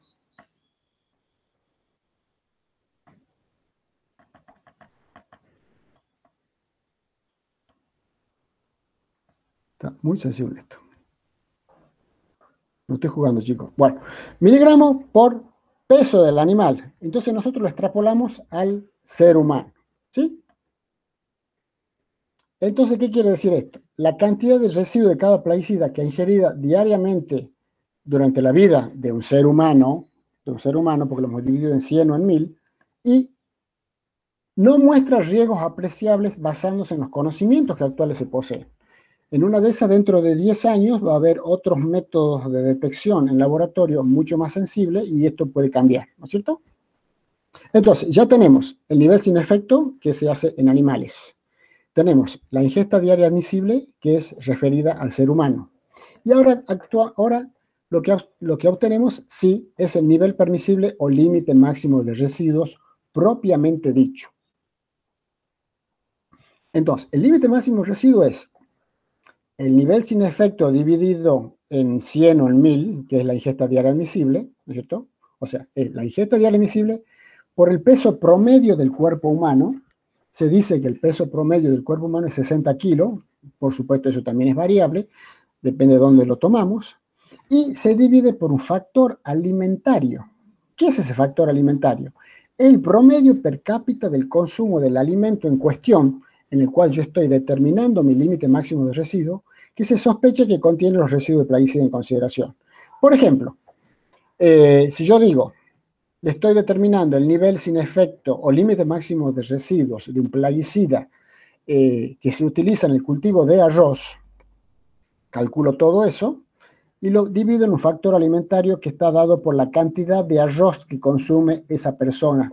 Por supuesto, lo que consumimos nosotros en Argentina de arroz no es lo mismo que consume un japonés. Y por el otro lado, lo que consumimos nosotros de carne no es lo mismo que consume un japonés, ¿no es cierto? Entonces, este factor alimentario va a depender del producto que se está consumiendo o que se está estudiando. Entonces, el límite máximo de residuos se expresa en miligramos de plaguicida por kilo de alimento.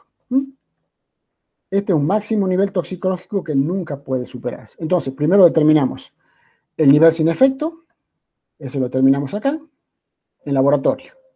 Luego, se extrapola al ser humano, dividiendo en un factor de seguridad, que es 100 o 1000.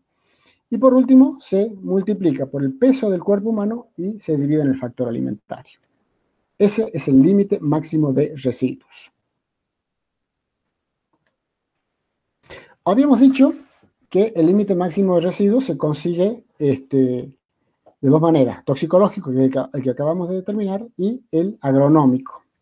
El agronómico, básicamente, ¿en qué consiste? El agronómico consiste en realizar todas las prácticas agrícolas que se hacen normalmente en el campo, o sea, utilizando plaguicidas, y finalmente se determina en laboratorio cuál es el residuo real de ese plaguicida. Entonces, yo he obtenido un límite máximo de residuo en laboratorio y obtengo un límite máximo de residuo en el alimento. Siempre el que obtengo en el campo tiene que ser menor que el que se obtiene en el laboratorio. Si no es así, no se puede autorizar. Por eso cuando se hacen exportaciones, ya los países que importan nuestros productos ya han calculado el nivel permisible. Entonces, cuando el producto que nosotros exportamos llega a destino, vuelvo a decir, por ejemplo, los limones que llegan a Estados Unidos, Europa, ahí le toman muestra de los limones y le determinan el límite máximo de residuo. Si el límite máximo de residuo obtenido en el puerto del país de destino es mayor que lo obtenido en laboratorio, el cargamento se descarta. Básicamente eso es lo que hacen los países. Bien.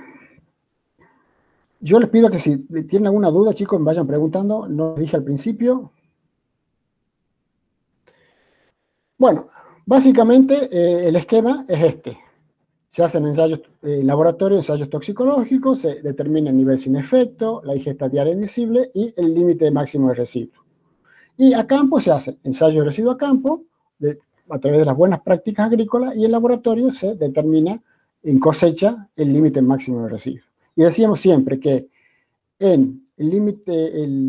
lo obtenido en el campo siempre tiene que ser menor a lo obtenido en el laboratorio. Y hay un ejemplo acá. Básicamente, este es el ejemplo que les quiero mostrar.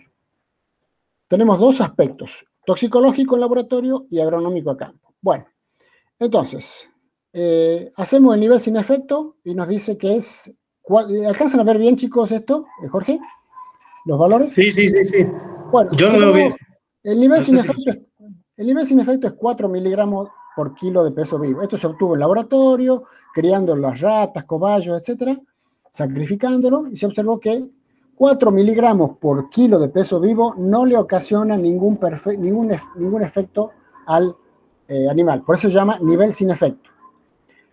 Para extrapolarlo a la especie humana, le dividimos en 100. Entonces, esos 4 miligramos, al dividirlo en 100, es 0,04. Esa sería la ingesta diaria admisible. El peso promedio es 60, 0,0 por 4 es 2,4. Aplicamos el factor alimenticio X, ¿no es cierto?, que es por un producto frutícola. Y este es mi nivel permisible o límite máximo de residuo obtenido en laboratorio. 6 miligramos por kilo. Es el que obtuve en laboratorio. Y habíamos dicho que a campo tenía que ser menor. Entonces, si yo he hecho unas buenas prácticas agrícolas, cosecho mi producto fruto y hortícola, podría ser en este caso, se toman muestras de ese producto fruto y hortícola a campo y se lleva al laboratorio y se obtiene que es 1 miligramo por kilo. Ese es mi límite máximo de residuo obtenido a campo. Entonces, como 1 miligramo por kilo es menor a 6 miligramos, quiere decir que estamos bien. Entonces, el límite máximo de residuo acá es 1 miligramo por kilo. Ese es el que me interesa a mí. Bien. Está claro los cálculos, ¿no es cierto? Entonces, Ahí, Jorge, sí, también que valga aclarar que lo podemos nombrar parte por millón, ¿verdad? Claro, sí, sí. Bien, bien, bien. Esa es la idea. En parte por millón se expresa, exactamente. Acá está parte por millón. Perfecto, gracias. Entonces, siempre tienen que tener claro esto. A campo, lo que se obtiene a campo, por eso está lo que se llama la trazabilidad de los productos. Eso van a escuchar mucho ustedes de la trazabilidad. El país que importa nuestros productos, nosotros tenemos que llevar un registro de todas las aplicaciones de producto. Hoy se pone el tipo de producto, cuánto se puso, en qué momento, la dosis, con qué equipo, etcétera, etcétera, etcétera. Entonces, el que compra nuestros productos sabe perfectamente qué es lo que se ha hecho. Entonces, yo le digo, he aplicado, por decirles, un fungicida, un mancozeb. Entonces, el tipo cuando, el comprador, cuando recibe mi producto, lo lleva al laboratorio y determina mi límite máximo de residuo, que tiene que ser, como le digo, siempre tiene que ser menor al que está determinado en los laboratorios oficiales. Bien. ¿A qué puede deberse que un límite máximo sea muy bajo? Puede ser que el producto sea de elevada toxicidad crónica, ¿sí? Elevada toxicidad crónica, o sea que se manifiesta el producto, residuos de ese producto, después de un año de estudios. O también que la plaga en cuestión, el caso extremo, totalmente opuesto, sea de poca gravedad, que requiera pocas dosis. Entonces, recuerden, el límite máximo de residuo lo establecen los países, es un concepto legal, Se les ocurre a ellos que sea muy bajo el límite máximo de residuo, y ahí no hay con qué darle. Bueno, acá tenemos algunos límites máximos de residuos. Bueno, estos ya están viejos, son valores muy bajos, ¿no es cierto?, para cada producto. Se siguen utilizando.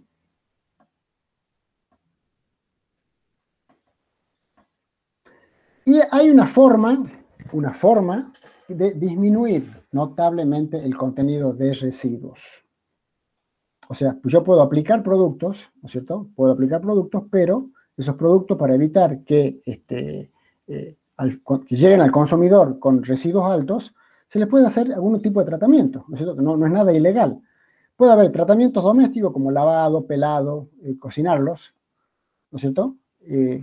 Por ejemplo, fíjense, vayamos viendo algunos productos, bueno, acá por ejemplo el Lansinfos. Por ejemplo, hay eliminación, el porcentaje de eliminación, ya sea por lavado, por pelado o por cocción, fíjese cómo se elimina bastante. Fíjese, el caso de tomates, acá tengo el tomate. Tomate es un insecticida fosforado aplicado en tomate. Si yo lo lavo al tomate, se disminuye entre un 5 y un 40%, pero si pelo ese tomate, el 90% del residuo es eliminado. O sea, ¿qué quiere decir? Que estaba en la cáscara, ha quedado en la cáscara, no ha sido incorporado en el interior. Bueno, el paratión en las espinacas, cuando es cocinado, la espinaca, o sea, si yo la lavo a la espinaca no se elimina nada, pero si la cocino se elimina prácticamente hasta un 100%. O sea, hay procedimientos, ¿no es cierto?, que ayudan a eliminar ese residuo. Pero por supuesto que esto no valdría para el caso de productos de exportación. Estamos hablando de productos extremadamente tóxicos, ¿no es cierto?, fosforados, carbámicos. Directamente en exportación estos productos no se toman en cuenta.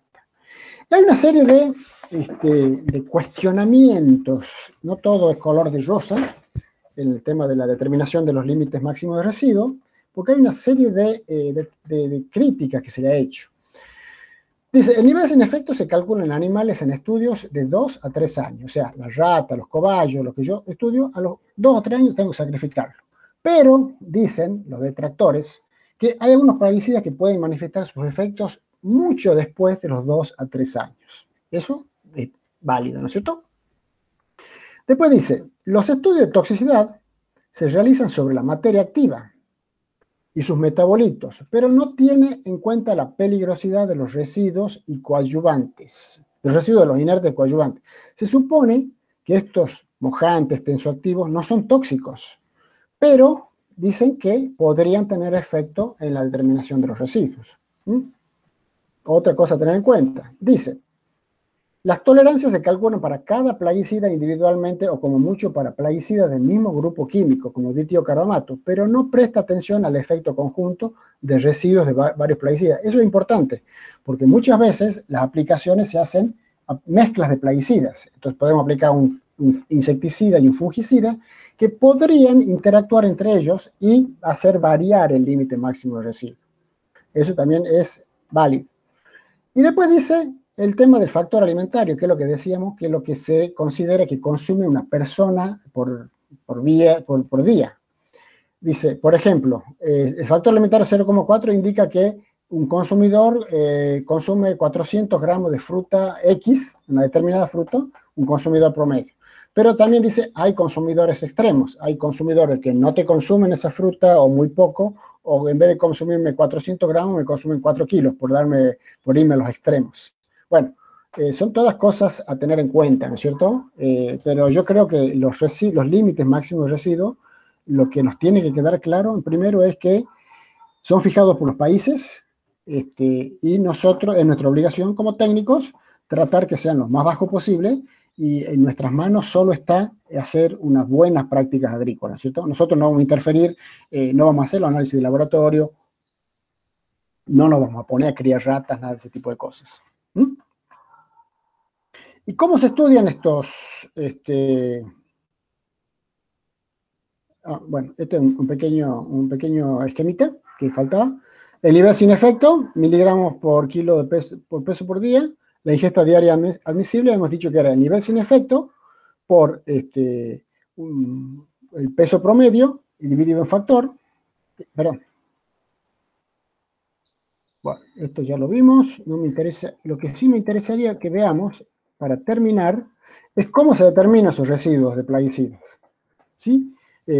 O sea, ya vimos lo que se hace en laboratorio, pero cómo se hace con el producto que nosotros enviamos como exportadores o como productores a los distintos laboratorios que hay. Generalmente estos determinaciones de residuos los hace el Mercado Central de Buenos Aires. Hay laboratorios privados que ya lo están haciendo también. Pero básicamente, ¿en qué consiste la determinación de residuos de un producto X? Se recepcionan las muestras, hielo seco, y se mantienen a determinadas temperaturas. Esto está ya normatizado, ¿no es cierto? 10 grados bajo cero los vegetales y menos de 10 grados bajo cero los animales. Bueno, después con la muestra esta se extraen, se maceran o licúan.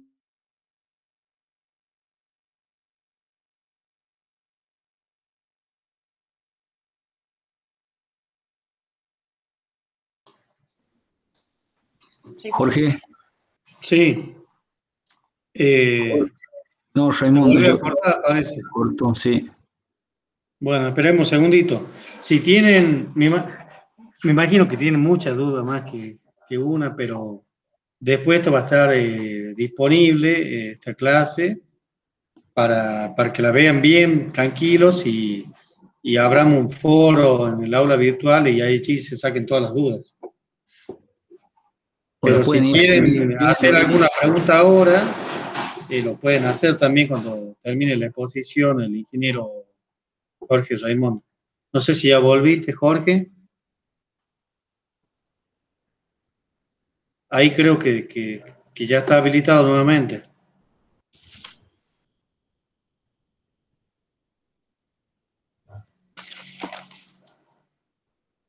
¿Estamos, Jorge?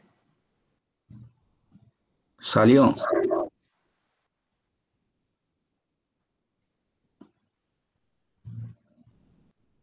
Salió de la sala. Bien. Ya se irá a conectar nuevamente. Le decía, ahí está nuevamente Ahí estamos de conectado. nuevo. ¿Qué pasó? ¿Hasta dónde llegamos? ¿Hasta dónde llegamos? ¿Qué fue lo último que hablamos? Estaba dando el ejemplo de el ejemplo de los límites máximos. Ajá. Creo que alcanzaron es a ver una de las últimas presentaciones que tenía ahí. ¿Alcanzaron a ver lo de la parte de la extracción de las muestras y todo eso? ¿o no? Ahí de la extracción de las muestras, sí. Bueno, como les decía, la extracción de las muestras, lo que se hace al final es, lo que yo les decía es, esto se hace en el mercado central, el mercado central de Buenos Aires tiene, Córdoba creo que tiene, Tucumán tiene, y también lo que está poniéndose en vigencia es que muchas empresas privadas, que son grandes exportadores, ya tienen también sus laboratorios propios de determinación de residuos. Entonces, por las dudas, para evitarse que su producto llegue a destino, ya terminé con la presentación, ya terminé. Para evitar que sus productos lleguen a destino y los rechacen, que es muchísima plata que pierden, y también pierden confiabilidad, ellos hacen sus propios residuos. Han decidido invertir en eso y lo hacen. Y bueno, yo creo que es nuestra responsabilidad también trabajar con las buenas prácticas agrícolas y ser conscientes que estamos utilizando productos tóxicos. ¿Alguna pregunta, chicos? Espero haber sido claro. Y bueno, yo le voy a dejar a Jorge la presentación para que ustedes la tengan también, la repasen. Y traten de hacerla a modo presentación, que es mucho más dinámica que la forma en que la hice ahora. Vamos a tratar de solucionar eso para la próxima. Después, Jorge, yo te dejo los videos de rótulo, de plaguicidas. Bien, no me llegó eso. No, los videos todavía no, te mandé los archivos. Bien.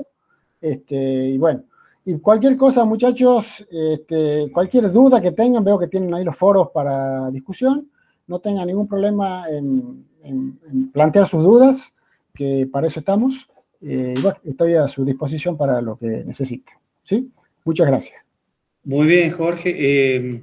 Yo justo le estaba comentando a los chicos si tenían alguna duda que la planteé por acá, Sí. si no, como vos decías en el foro.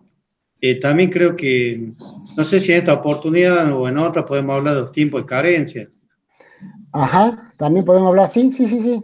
Lo podemos ver, sí, para cada producto, bueno, sí, no hay problema. ¿Qué más faltaría? Bueno, yo te paso esto. Les decía, bueno, le informo a los chicos. Ahí les voy a poner en conocimiento unos videos muy lindos que los hizo un experto en el tema, el ingeniero Julio Vallejo, lamentablemente ya falleció, una de las víctimas de la pandemia maldita esta.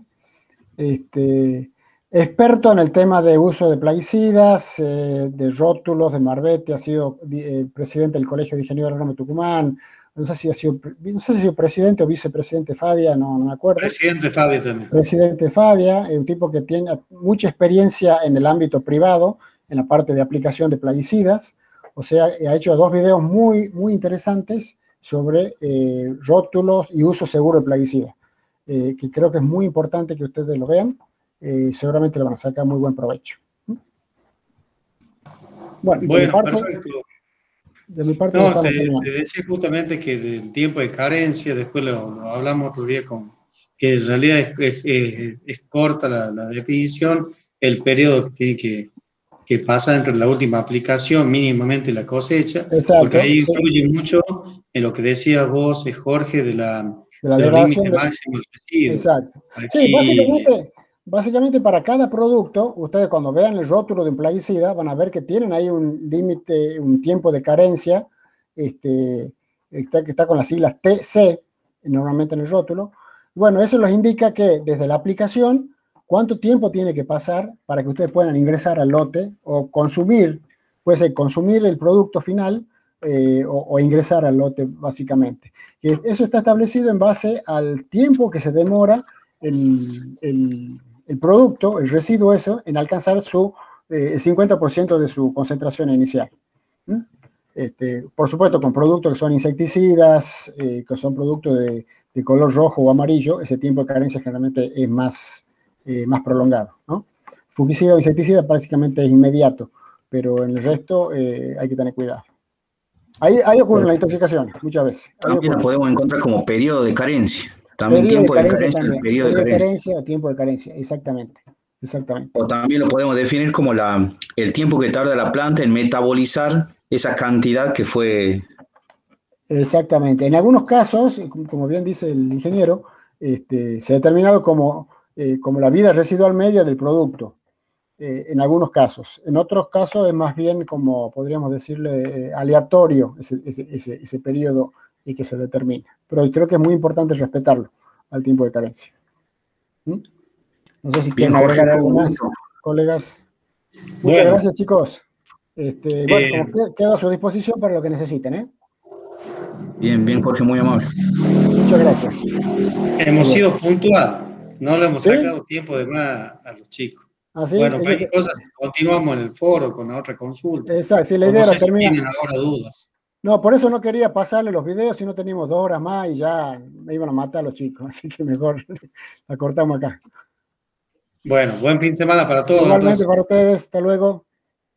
Chao, nos vemos. Gracias. Chao, Chao. hasta la semana que viene. Hasta luego, Hasta muchas luego, gracias. chicos. Chao, Hasta hasta luego, luego. muchas gracias. Chao, Jorge. Chao, David. Nos vemos, Panchito. Chao.